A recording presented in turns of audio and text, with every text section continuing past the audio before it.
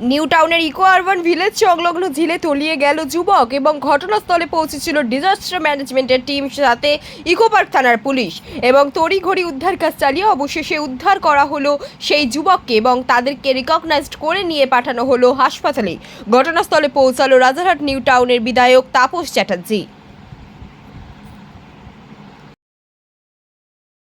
না, আমি একটি ঘটনা শুনে আমার মানে বিধানসভারই ছেলে, আমি এখানে থাকি নামপুরে। তো তার মামা আমাদের খুব পরিচিত, আমাদের ছেলেরা আমাকে ফোন করলো যে আজ আমি জ্বর। আমি পুলিশের নলেজে দিই, পুলিশ যে অলরেডি নলেজ পেয়ে গেছে, এবার ডুবুরি নামিয়েছে পুলিশ কী কারণে হয়েছে, একটা ছেলে জলের তলায় তলিয়ে গেছে, আরও 4-5 জন ছেলে ছিল, তাকে পুলিশ নিয়ে গেছে। এসেছিলো কেন এসেছিলো, কী জন্য এসেছিলো, দুর্ঘটনা অত্যন্ত দুঃখজনক। আমি পরিবারবর্গকে সমবেদনা জ্ঞাপন করছি। এখন এটা খুঁজে বের করুন, তারপর যে 4-5 জন ছিল ওদের কাছে পুলিশ ইন্টারোগেশন করে, সবই বাচ্চা ছেলে, 16-17 বছর বয়স যাই না এই ধরনের বিষয়। তারা এসছেন, জলের তলায় একজন তলিয়ে গেছেন, তিনি থাকেন গুরুরাইটের ছেলে, কিন্তু নানপুরেই বাস করে, কারণ মামার বাড়ি নানপুরেই মামার বাড়িতে থাকে।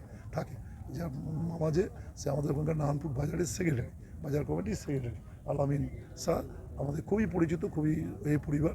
যাই মানে ঘটনা ঘটেছে, এটা শুনেই আমার কর্তব্য, আমি নিজে এসেছি, এটা ডুবুরি নেমেছে, পুলিশ প্রশাসনের পক্ষ থেকে দেখছে সবাইকে বুঝাবে।